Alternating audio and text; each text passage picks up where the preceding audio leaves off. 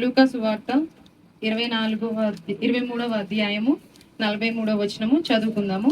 అందుకు ఆయన వానితో, నేడు నీవు నాతో కూడా పరదేశిలో ఉందువని నిశ్చయముగా నీతో చెప్పుచున్నాను. నేను ఈరోజు ఇద్దరు దొంగల గురించి మనం తెలుసుకోబోతున్నాం. ఒక దొంగ దేవుడితోటి ఒక రిక్వెస్ట్ అంటే మాట్లాడినప్పుడు దేవుడు ఈ మాట ఆ దొంగతో చెప్పిండు అన్నమాట. పరదేశిలో ఉంది, పరదేశి అంటే పరలోకంలో నేను జ్ఞాపకం చేసుకుంటా అని చెప్పిండు. ఒక మనిషి పరలోకానికి వెళ్ళడం అంత ఈజీనా? అంత ఈజీ అయినప్పుడు మరి ఇంకొకటి ఎందుకు వెళ్ళలేదు? అసలు వీళ్ళిద్దరు ఎవరు? వీళ్ళిద్దరి గురించి మనం తెలుసుకుందాము. మరి సిలువలో దేవుణ్ణి ఎందుకు వాళ్ళిద్దరి మధ్యతో సిలువ వేశారు? మరి ఒకరిని మాత్రమే దేవుడు ఎందుకు మరి సిలువ పరదేశిలో జ్ఞాపకం చేసుకుంటానని ఎందుకు చెప్పాడు? వీళ్ళిద్దరి మధ్యలో ఉన్న వ్యత్యాసం ఏంటి అని చెప్పి ఈరోజు మనం తెలుసుకుందాము. ముందుగా మనము ఇద్దరు దొంగల గురించి అసలు వాళ్ళు ఎవరని మనం ముందుగా తెలుసుకుందాము. మార్కు సువార్త 15వ అధ్యాయము 7వ వచనము.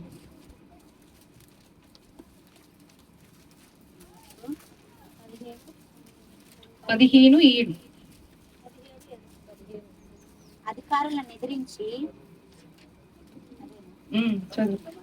అధికారులను ఎదిరించి కలహములో నరహత్య చేసిన వారితో కూడా బంధింపబడి ఉండిన బరబ్బా అని ఒకడుండెను. అలాగే మత్తయి సువార్త 27:16 వచనము.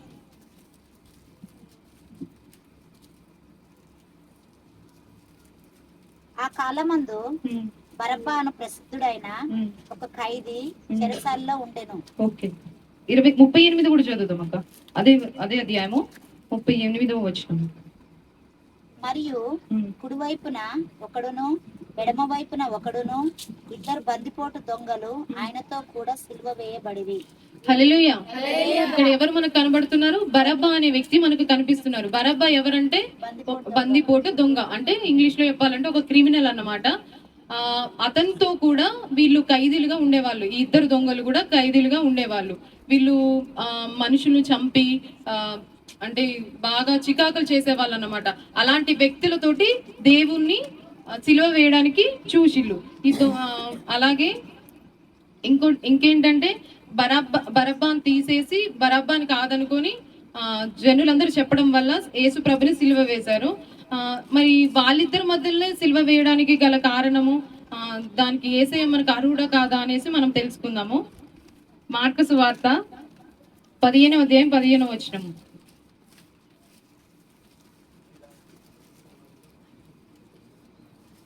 పిలాతు జనసమూహంను సంతోష పెట్టుటకు మనస్సు గలవాడై వారికి బరబ్బాను విడుదల చేసి యేసును కొరడాలతో కొట్టించి సిలువ వేయనప్పగించెను.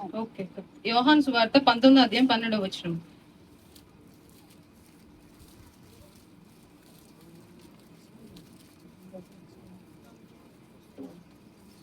ఈ మాటను బట్టి పిలాతు ఆయనను విడుదల చేయుటకు యత్నం చేసిన గాని యూదులు, నీవు ఇతన్ని విడుదల చేసితివా? కైసరునకు స్నేహితుడు కావు, తాను రాజునని చెప్పుకుని ప్రతి వాడును కైసరునకు విరోధిగా మాట్లాడుచున్న వాడే అని కేకలు వేసిరి. ఇక్కడ మనకు దేవుణ్ణి అంటే వాళ్ళ న్యాయస్థానంలోకి తీసుకొచ్చినప్పుడు దేవుని గురించి వాళ్ళందరూ జనాలందరూ ఏం చెప్తున్నారంటే, ఇతనికి సిలువ వేయాలి, ఇతను ఉండడానికి కారణం ఇక్కడ ఇలా ఉండడానికి మంచిది కాదు, ఇతను రాజని చెప్పుకుంటూ తిరుగుతున్నాడు కాబట్టి ఇతని సిలువ వేయాలని చెప్తున్నప్పుడు పిలాతు ఏమని అన్నాడు? ఇతని యందు నాకు ఏ నింద కనబడటం లేదు, ఏ దోషము కనబడటం లేదు అని చెప్పాడు. కానీ అయినా కానీ వాళ్ళకి యేసు ప్రభుకి సిలువ వేయడానికి గల కారణం ఏంటంటే, ఆయన ఒక రాజుగా ఉన్నాడు, ఒక న్యాయాధిపతిగా ఉన్నాడు. కాబట్టి ప్రజలు ఏమైతే కోరుకుంటున్నారో, ప్రజలకు ఇష్టమైన వ్యక్తిగా ఉండడానికి మాత్రమే, ఆయనకి ఏమాత్రం ఇష్టం లేదు. దాని తర్వాత కూడా అతను చేతులు కడుక్కుంటాడు. ఎందుకని వేశాడంటే, దేవునికి సిలువ వారిద్దరితోటి అతనికి ఏమాత్రం ఇష్టం లేదు. కానీ కేవలము ప్రజల మెప్పు పొందడానికి, రాజుగా ఉండడానికి గల కారణం కోసము మాత్రమే దేవుని వాళ్ళ ప్రజల మెప్పు కోసము దేవుని ఇద్దరి మధ్యలో సిలువ వేయడం జరిగింది.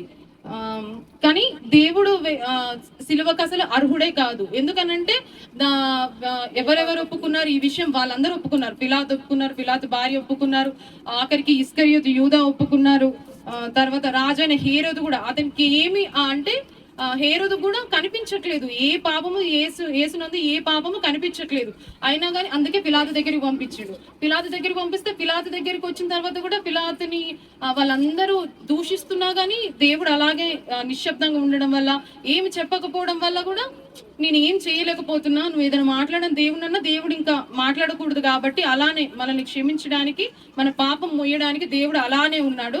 అయినా కనేసి వీళ్ళందరూ చెప్పారు, ఇస్కరియోతు యూద అయినా సరే, పిలాతు భార్య అయినా సరే, ఈయన యందు మాకు ఏ దోషము, ఎంతసేపు అనే చెప్పినట్టు ఏ దోషము మనకి కనిపించట్లేదు కాబట్టి అని చెప్పి వాళ్ళు అనుకున్నారు. కానీ కేవలం ప్రజల కోసము, ప్రజలు అతని దేవుడి మీద పెంచుకున్న దానికోసము వాళ్ళు కేవలము వాళ్ళ కోసం మాత్రమే దేవుణ్ణి సిలువ వేశారు.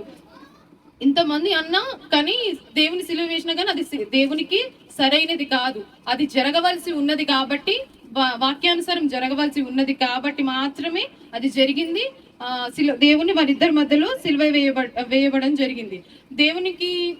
దేవుణ్ణి ఇద్దరిట్లో వాళ్ళిద్దరి మధ్యలో వేశారు. దేవుని మనం అర్హుడా కాదా అని మనం తెలుసుకున్నాం. ఇద్దరు దొంగలు ఎవరో కూడా మనం తెలుసుకున్నాం. బరబ్బాతో ఉన్న వాళ్ళు ఇద్దరు దొంగలు. బరబ్బాని తీసివేసి ప్రజలందరూ ఏం కోరారంటే సిలువ వేయడానికి బరబ్బాకి వేస్తున్నాము, బరబ్బాకి వేయకపోయినా ఏం కాదు, యేసు ప్రభుకి వేసేయండి అని చెప్పారు. చెప్పినప్పుడు బరబ్బాని తీసివేసి యేసు ప్రభుకి వేశారు. కానీ మనం ఇప్పుడు బరబ్బా వీళ్ళిద్దరు ఎవరో దొంగలు ఎవరో తెలుసుకున్నాము. యేసు ప్రభుకి అర్హుడా కాదా, అసలు ఆ సిలువ ఎందుకు వేశారో కూడా మనం తెలుసుకున్నాము. అలాగే ఇప్పుడు ఇద్దరు దొంగలు వాళ్ళిద్దరు ఏం చెప్పారు, మనం ఆ మాట ఏదైతే ఉందో ఆ మాటను మరలా చదువుకొని దాని గురించి మనం తెలుసుకుందాము. మళ్ళీ లూకా సువార్త 23కి వచ్చి, అందుకు ఆయన వానితో, నేడు నీవు నాతో కూడా పరదేశం వెందునని నిశ్చయంగా నీతో చెప్పుచున్నాను. నేను పైన 39వ వచనం చదువుదాం. వ్రేలాడబడిన ఆ నేరస్తులలో ఒకడు ఆయనను దూషించుచు, నీవు క్రీస్తువు కదా, నిన్ను నీవు రక్షించుకొనుము, మమ్మను కూడా రక్షించమని చెప్పాను. ఇక్కడ ఇద్దరు దొంగలు ఉన్నారు కదా. ఒక దొంగ ఏమంటున్నాడంటే ముగ్గురికి ఈక్వల్ గా సిలువ వేయబడ్డది. దేవుడు అక్కడ బాధపడేదంతా చూస్తున్నాడు. కానీ వ్యంగ్యంగా ఒక దొంగ మాత్రము వ్యంగ్యంగా మాట్లాడుతున్నాడు. ఎలా అని, నువ్వు క్రీస్తువు కదా అంటే దేవుడు దైవత్వాన్ని ప్రశ్నిస్తున్నాడు. ఏమని, నువ్వు క్రీస్తువు కదా, నువ్వు ఇది చెయ్యగలవు కదా. ఒకసారి మనం కూడా అట్లనే, అసలు దేవుడు ఉన్నాడా, ఎందుకు ఇట్లా ఇన్ని సమస్యలు నాకు వస్తున్నాయి, నాకు ఎందుకు ఈ సాల్వ్ కావట్లేదు, నేను ఇంత ప్రార్థన చేస్తున్నా కదా అనేసి మనం ఎట్లయితే అనుకుంటామో, అలాగే ఆ దొంగ అక్కడ ఏమంటున్నాడు, నువ్వు క్రీస్తువు కదా, నువ్వు నిన్ను రక్షించుకొని మమ్మల్ని కూడా రక్షించమని చెప్తున్నాడు. సేమ్ ఇదే మనం బైబిల్లో ఇంకో దగ్గర సేమ్ సిచ్యువేషన్ చూస్తాం. ఏంటంటే దేవుడితోటి సాతాను మాట్లాడుతుంది. లూకా సువార్త 4వ అధ్యాయం 9వ వచనం.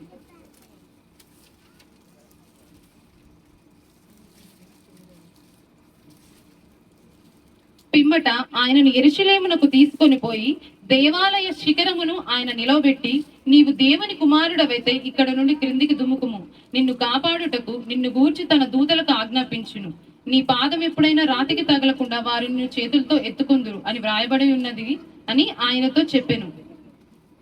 అంటే ఇక్కడ ఏం చెప్పింది, సాతాను సేమ్ ఇట్లే దైవత్వాన్ని, దేవుడి దైవత్వాన్ని ఈ దొంగ ఎలాగైతే ప్రశ్నించాడో ఆ సాతాను కూడా అలానే ప్రశ్నిస్తుంది. నువ్వు అంటే నీ దేవదూతలు నువ్వు దూకితే నీకేం జరగనివ్వరు కదా, నీ కాపుదల ఉంటది కదా, వారిని నీ చేతులతో ఎత్తి పట్టుకుంటారు కదా. సేమ్ మాట అక్కడ కూడా, నువ్వు క్రీస్తువు కదా, నువ్వు క్రీస్తువు కాబట్టి నీకు ఎలా మిమ్మల్ని నువ్వు కాపాడుకొని వ్యంగ్యంగా వెటకారంగా ఇక్కడ ఫస్ట్ దొంగ మాట్లాడుతున్నాడు. మాట్లాడినప్పుడు అతను మనం ఏమేం చూస్తామనంటే అతనిలో ఉన్న గుణాలు, దూషించే గుణం ఉంది, అంటే వ్యతిరేకంగా మాట్లాడే గుణము, వ్యంగ్యంగా మాట్లాడే గుణం, అంటే తగ్గింపు అతనిలో లేదు. అంటే ఇప్పటికైనా చివరి దశకు వచ్చినా సరే అతను దేవుడి దగ్గర దేవుని నమ్మి దేవుని కోసం అతను మాట్లాడట్లేడు.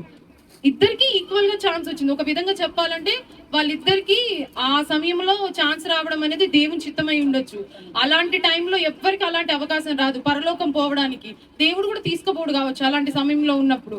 కానీ వాళ్ళకి అలాంటి రావడం వాళ్ళిద్దరి అదృష్టమనే చెప్పుకోవాలి. ఎందుకంటే ఈక్వల్ ఛాన్స్ వచ్చింది, కానీ ఒకరు మాత్రమే ఎందుకు ఎత్తబడ్డారు, ఇంకొకరు ఎందుకు ఎత్తబడలేదు. ఇలా దూషించే గుణం కలిగి దేవుణ్ణి ప్రశ్నించే గుణం కలిగి ఫస్ట్ దొంగ ఉన్నాడు కాబట్టి అతను ఎత్తబడలేదు. అలాగే రెండవ దొంగ కూడా దేవునితో మాట్లాడాడు. ఇప్పుడు ఫస్ట్ దొంగ ఇలా మాట్లాడాడు, రెండో దొంగ ఎలా మాట్లాడారో మనం తెలుసుకుందాం.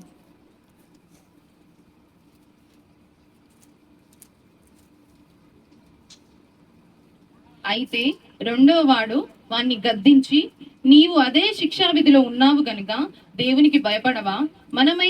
మనకైతే ఇది న్యాయమే, మనము చేసిన వాటికి తగిన ఫలము పొందుచున్నాము గాని ఈయన ఏ తప్పిదము చేయలేదని ఆయన ఆయనకి చెప్పాడు. ఏమని? ఆయనైతే ఏ తప్పిదము చేయలేదని చెప్పాడు. ముందు మనం చూసుకుందాం ఏంటంటే, రెండో వాడు ఫస్ట్ ఏం చేశాడంటే, ఫస్ట్ దొంగని చూసి గద్దించిండు. ఏమని? నువ్వు ఎందుకు ఇలా మాట్లాడుతున్నావు అని చెప్పి గద్దించిండు.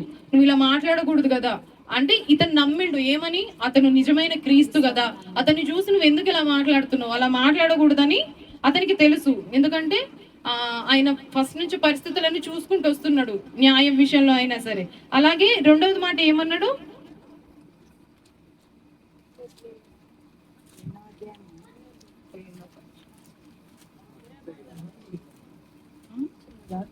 అధ్యాయం వచ్చిన ఎన్ని క్లారిటీ చెప్తే అందరు చూస్తారు కదా. 40వ వచనం 23 సేమ్ అదే 40. అయితే రెండో వాడిని వాడిని గద్దించి, ఫస్ట్ ఏం చేశాడు? వాడిని గద్దించాడు. నువ్వు అదే శిక్షా విధిలో ఉన్నావు గనుక దేవునికి భయపడవా? అంటే వారు ఏమైతే తప్పిదం చేస్తున్నారో వాళ్ళు క్రిమినల్స్ కాబట్టి, వాళ్ళు ఏమంటారు, బందిపోటు దొంగలు కాబట్టి దానికి వాళ్ళు అర్హులే. ఆయన ఒప్పుకుంటున్నాడు. ఒకవేళ తను దొంగ అయి ఉండొచ్చు, ఒకవేళ తను పాపం చేసే ఉండొచ్చు, కానీ ఆ సమయంలో ఒప్పుకుంటున్నాడు. ఏమని? నేను చేసింది తప్పే, మనం చేసింది తప్పే, మనకిది న్యాయమే, కానీ దేవునికి ఇది తగినది కాదు అని చెప్పి ఆయన వేడుకుంటుండ. ఆ సమయంలో నువ్వు అతన్ని గద్దించి నువ్వు ఎందుకు ఇలా మాట్లాడుతున్నావు, అలా మాట్లాడకూడదు కదా, నువ్వు భయపడవా, దేవునికి భయపడవా అంటే ఆయన దేవుడు అని నమ్మిండు. అంటే అక్కడ ఉన్న వాళ్ళందరూ ఆయన రాజు, నేనే నిజమైన దేవుడు అన్నప్పుడు ప్రజలందరూ ఏం చేశారు? అతన్ని ఆయన రాజు అని చెప్పుకుంటున్నాడు, నిజమైన మెస్సయ్య ఇతనే అని చెప్పుకుంటుండు కాబట్టి ఇతన్ని మనం సిలువ వేయాలి, ఇతను అది కాదని చెప్పి దేవుని సిలువ వేయించారు. కానీ అక్కడ ఉన్న దొంగ ఏం చేస్తున్నాడు? దేవుడే నిజమైన క్రీస్తు మరలా రాబోతున్నాడు అని తెలిసి అతనికి ఆ విషయం అర్థమైంది, దేవుడే నిజమైన మెస్సయ్య అని అర్థమై అతన్ని గద్దించి నువ్వు దేవునికి భయపడవా అని చెప్పి, మనకైతే ఇది న్యాయమే, ఎందుకంటే మనము అలాంటి చేసాము, అందరిని చంపాము, బందిపోటు దొంగలమై ఉన్నాం కాబట్టి మనకి ఇది న్యాయమే. ఒకవేళ ఆయన ఇంకొకతను అందరు అనుకోని ఉండొచ్చు, ఏమని? ఇతను అలాంటి పరిస్థితులలోనే వచ్చిండు కదా, ఇతను కూడా బందిపోటు దొంగే కదా, అతన్ని ఎందుకు అంటున్నాడు, ఇతను కూడా అదే కదా అంటే అయ్యి ఉండొచ్చు. కానీ ఆయన పశ్చాత్తాపం పొందిండు. ఆ సమయంలో నేను తప్పులు చేసి ఉండొచ్చు, ఏమైనా చేసి ఉండొచ్చు, కానీ ఆ సమయంలో నిజమైన దేవుని ఎరిగిండు. తర్వాత కనుక దేవుని భయపడ 41 మనకైతే ఇది న్యాయమే, మనము చేసిన వాటికి తగిన ఫలము పొందుచున్నాము. ఆయన న్యాయం ఆయనే ఇచ్చుకుంటున్నాడు. ఎందుకనంటే వాళ్ళు ఏవైతే చేశారో, ఏమైతే అక్రమాలు చేస్తున్నారో దానికి ఇది మనకు తగినదే. ఇప్పుడు సిలువ ఎవరికి వేస్తారని మనం ఇంతసేపు చెప్పుకున్నాం కదా, అదే విధంగా ఇది మనకి సిలువ వేయడము మనకి తగినదే, కానీ దేవునికి ఇది సరి అయినది కాదు. అది నిజమైనది, ఆయన నిజమైన దేవుడు, ఆయన ఎలాంటి పాపము చెయ్యలేదు కాబట్టి ఆయనకి కరెక్ట్ అయినది ఇది కాదు అని చెప్పి రెండవ దొంగ చెప్తున్నాడు. అయితే తగిన ఫలము పొందుచున్నాము గాని ఈయన ఏ తప్పిదము చేయలేదని అతనే చెప్పాడు. ఎట్లా చెప్పాడు? అతనికి ఎలా తెలుసు? ఆయన ఏమైనా దేవుని ఫస్ట్ నుంచి చూసిండా? చూడలేదు. కానీ ఆయన న్యాయ విమర్శలో హేరోదు దగ్గర నుంచి, పిలాతు దగ్గర నుంచి అక్కడికి దేవుని తిప్పుతున్నప్పుడు ఏం చేశాడంటే, చూస్తున్నాడు, పరిస్థితులన్నీ చూస్తున్నాడు. ఏమని? ఏమంటున్నారు జనాలు, ప్రజలందరూ ఏమంటున్నారు, ఆయనని ఏం చేస్తున్నారు, దేవుడు ఏం మాట్లాడకుండా ఎట్లుంటున్నాడు, కావాలని నేను ఎట్లా విమర్శిస్తున్నారు. ఈ సమయంలోనే ఆయన తెలుసుకున్నాడు, దేవుడే నిజమైన యేసయ్య, మనల్ని రక్షించడానికి వచ్చిండు, ఈయన ఏ పాపము చేయలేదు, మారు కూడా మాట్లాడట్లేదని ఆయన ఆ పరిస్థితులను బట్టే తెలుసుకున్నాడు. చేయలేదని చెప్పి ఆయనని చూచి, యేసు నీవు నీ రాజ్యంలోనికి వచ్చినప్పుడు నన్ను జ్ఞాపకము చేసుకొనుము అని చెప్తున్నాడు. అక్కడ కూడా ఏం చెప్తున్నాడు? ఆయన పాపాలు ఒప్పుకున్నాడు. ఆయనకు అంత సమయం లేదు పాపాలు ఒప్పుకొని ప్రార్థన చేసుకొని బాప్తిజం పొందడానికి, అంత సమయం లేదు. బాప్తిజం పొందితేనే పరలోకం పోతాం కదా అనేసి మనం అనుకుంటాం, కానీ ఆయనకు ఆ సమయం లేదు. కానీ పశ్చాత్తాపడ్డాడు, ఆయన పాపాలు ఒప్పుకున్నాడు, యేసునే నిజమైన రక్షకుడుగా ఒప్పుకొని అప్పుడు ఏమంటున్నాడు? యేసయ్య నన్ను జ్ఞాపకం చేసుకో, నీ రాజ్యంతో వచ్చినప్పుడు నన్ను జ్ఞాపకం చేసుకో అని చెప్తున్నాడు. అక్కడ కూడా దేవుని బ్రతిలాడుకుంటున్నాడు, రిక్వెస్ట్ పెట్టుకుంటున్నాడు. కానీ యేసయ్య నేను పాపం ఏం చేయలేదు కదా, అది ఇదని ఆయన రెండవ దొంగ చెప్పట్లేదు. అక్కడ కూడా దేవునితోటి మంచిగానే అంటే రిక్వెస్ట్ చేస్తున్నట్టు, నన్ను జ్ఞాపకం చేసుకో యేసయ్య, నేనైతే పాపాలు చేశాను, నేనైతే ఇలా ఉన్నాను, నన్ను ఒక్కసారి జ్ఞాపకం చేసుకోమని యేసయ్య తోటి చెప్తున్నాడు. మనం రెండవ దొంగని చూసి మనం ఏం నేర్చుకోవచ్చు? మొదటి దొంగని రెండవ దొంగని చూసి ఇక్కడ మనము రెండు విషయాలు మనం నేర్చుకోవచ్చు. ఏంటంటే మొదటి దొంగ దూషించే గుణము, ఏమంటారు వ్యతిరేకంగా వ్యంగ్యంగా మాట్లాడడం వల్ల అతను పరలోకాన్ని కోల్పోయిండు. రెండో వాడు ఏం చేసిండు? ఆయన పశ్చాత్తాప పొంది కృతజ్ఞత కలిగి దేవుని కొరకు అప్పుడు రిక్వెస్ట్ చేస్తున్నట్టు మాట్లాడాడు. కాబట్టి వీళ్ళిద్దరి మధ్యలో డిఫరెన్స్ అదే. ఇప్పుడు ఇద్దరు పోవచ్చు, ఇద్దరికి ఈక్వల్ ఛాన్స్ ఉంది, ఇద్దరు పోవచ్చు, ఇద్దరు మాట్లాడాలనుకుంటే. ఒకవేళ మొదటి దొంగ కూడా మాట్లాడుంటే మొదటి దొంగ కూడా వెళ్ళేవాడేమో, ఒకవేళ రెండవ దొంగ కూడా ఇతను లెక్క మాట్లాడుంటే వెళ్ళకపోయి ఉండొచ్చు. ఇద్దరికి ఈక్వల్ ఛాన్స్ వచ్చినప్పుడు దాన్ని రెండవ దొంగ మాత్రమే దాన్ని ఉపయోగించుకున్నాడు. అలాగే ఈ రోజుల్లో మనము పరలోకం వెళ్ళాలంటే అంత ఈజీ పని. అతని లెక్క అయితే మనం పోలేము, ఎందుకంటే అతని పరిస్థితులు వేరు, మన పరిస్థితులు వేరు. మనం ప్రార్థన చేయాలి, మనం కొన్ని గుణాలు కలిగి ఉన్నప్పుడే కదా మనం పరలోకం చేరగలుగుతాం. అతని లెక్కనే మనము దేవుని దగ్గర గోజాడాలి. ఇప్పుడు రెండో వ్యక్తులు మనం ఒకటి చూస్తున్నాం, ఏంటిది? తగ్గింపు, పశ్చాత్తాపము. అతనిలో ఏంటి? ముందు అతని లెక్క గర్వము, అహంకారము, వ్యంగ్యంగా మాట్లాడే తత్వం ఇవేం లేవు. పశ్చాత్తాపము, తగ్గింపు కలిగి ఆయన మాట్లాడుతున్నాడు. అలాగే మనం కూడా దేవుని దగ్గరికి వచ్చినప్పుడు పశ్చాత్తాపంతో మన పాపాలు ఒప్పుకొని తగ్గింపు కలిగి మనం ఎప్పుడైతే ప్రార్థన చేస్తామో మనం దేవుడిచ్చే ఆశీర్వాదం, అతను ఇక్కడ ఏ ఆశీర్వాదం పొందుకున్నాడు? పరలోకం అనే గొప్ప ఆశీర్వాదాన్ని పొందుకున్నాడు. అలాగే మనం కూడా తగ్గింపు కలిగి పశ్చాత్తాపం కలిగి మనం జీవించినప్పుడు దేవుడు మనకు కూడా ఆశీర్వాదిస్తాడు.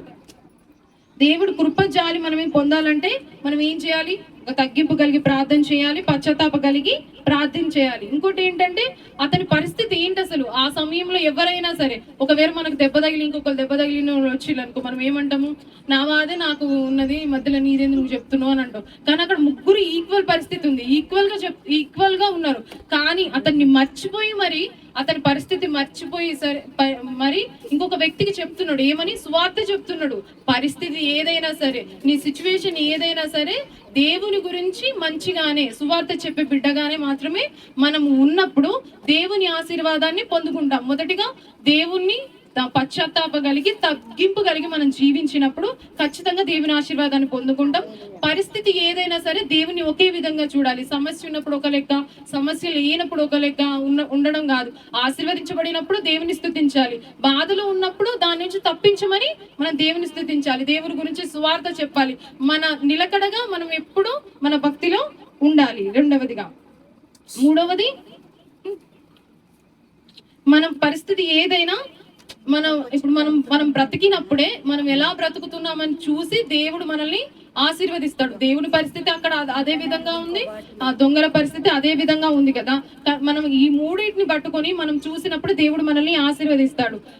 దేవుడు దానికి సిలువకి అర్హుడు కాకపోవచ్చు, కానీ అది జరగవలసి ఉన్నది, లేఖన నెరవేరబడాల్సి ఉంది కాబట్టి దేవుడు సిలువ వేయబడ్డాడు. ఒకవేళ నాకు తెలిసి ఆ దొంగల కోసమే అక్కడ వాళ్ళిద్దరితోటి సిలువ వేయబడ్డాడు కావచ్చు. ఒకరిని రక్షించడం అనేది చాలా పెద్ద విషయం కదా పరలోకంలో. అతని గురించి వాళ్ళిద్దరితో వేయబడ్డాడు కావచ్చు లేఖనంలో. కాబట్టి ఫస్ట్ ఏంటంటే మనం దొంగల గురించి తెలుసుకున్నాము, రెండవది దేవుడు అర్హుడా కాదా అని తెలుసుకున్నాము. వాళ్ళిద్దరి మధ్యలో డిఫరెన్స్ ఏంటి అని మనం తెలుసుకున్నాం. మొదటి దొంగ ఎందుకు వెళ్ళలేదు, రెండవ దొంగ మాత్రమే ఎందుకు వెళ్ళాడు. ఏ గుణాలు కలిగి ఉన్నాడు కాబట్టి ఈ గుణాలు ఏంటి? తగ్గింపు కలిగి ఉన్నాడు, పశ్చాత్తాప జీవితం కలిగి ఉన్నాడు. ఎలాంటి పరిస్థితి, ఎటువంటి పరిస్థితి వచ్చినా సరే దేవుణ్ణి స్తుతించే బిడ్డగా, సువార్త చెప్పే బిడ్డగా ఉన్నాడు. కాబట్టి దేవుడు ఏం చెప్పాడు? అప్పుడు అంత రిక్వెస్ట్ చేస్తున్నట్టు మాట్లాడితే మనము కొంచెం బాధపడ్డా దేవుడు చూడలేడు. అలాంటి పరిస్థితులు అంత శిక్షిస్తున్నా సరే క్షమించమని చెప్పిన దేవుడు అంత తప్పుని పశ్చాత్తాప కలిగి జీవించే అతన్ని దేవుడు ఎలా వదులుకుంటాడు? అందుకు ఆయన వానితో, నేడు నీవు నాతో కూడా పరదేశిలో ఉందువని నిశ్చయముగా నీతో చెప్పుచున్నాను అని ఏమన్నాడు? అతను అంత మంచిగా, ఆయనకి ఎక్కువ సమయం లేదు, ఆయన ఒక జీవితం అంతా జీవించలేదు. కొద్ది సమయంలో ఆయనకున్న విశ్వాసాన్ని అతను చూపించిండు, అతనుకున్న నమ్మకాన్ని అతను చూపించిండు. అతని జీవితం అంతా ఆయన తప్పులు చేస్తుండొచ్చు, కానీ ఆయన పాపాన్ని ఒప్పుకొని దేవునికి తగిన సమయంలో తగిన రీతిగా దేవునికి ఇష్టడుగా ఉండడం వల్ల ఆయన పరలోకాన్ని చేరుకున్నాడు. మనం కూడా అదే విధంగా బ్రతికినప్పుడు, దేవునికి ఇష్టమైన బిడ్డలుగా మనం బ్రతికినప్పుడు, దేవునికి ఇష్టమైన బిడ్డలుగా జీవించినప్పుడు, పాపమేమీ లేకుండా ఒకవేళ మనం ఏమైనా చేసినా, తెలిసి తెలియక చేసిన పశ్చాత్తాపం కలిగి దేవుని దగ్గర తగ్గించుకొని దేవుని గురించి ఇతరులకు సువార్త చెప్పే బిడ్డలుగా మనం బ్రతికినప్పుడు, మనము కూడా ఆ దొంగ ఏ రీతిగా అయితే పొందుకున్నాడో మనం కూడా పొందుకోవచ్చు. మనం ఏ మాత్రము మొదటి దొంగలాగా దేవుణ్ణి ప్రశ్నించే విధంగా, దైవత్వాన్ని ప్రశ్నించే విధంగా దేవుడు ఏంటి ఇలా చేస్తున్నాడు, దేవుడు చేస్తే మన పరిస్థితులు బట్టి మనము అంటే దాన్ని దాటుకోవడం మన ప్రార్థన జీవితాన్ని బట్టి ఉంటది. దేవుడు మనకు ఎలాంటి సమస్య తీసుకురాడు కాబట్టి దేవుని దైవత్వాన్ని మనము ప్రశ్నించకుండా, దేవుడు మనకి ఇది తగిన సమయంలో తగిన చేస్తాడని చెప్పి పశ్చాత్తాప కలిగి దేవుడు ఏం చేసినా కరెక్ట్ గానే చేస్తాడని చెప్పి మనం నమ్మి దేవుని కొరకు మనం జీవించినప్పుడు రెండవ దొంగలాగా పరలోకం మనం చేరబడతాం. ఈ చిన్న వాక్యం దేవుడు దీవించును గాక.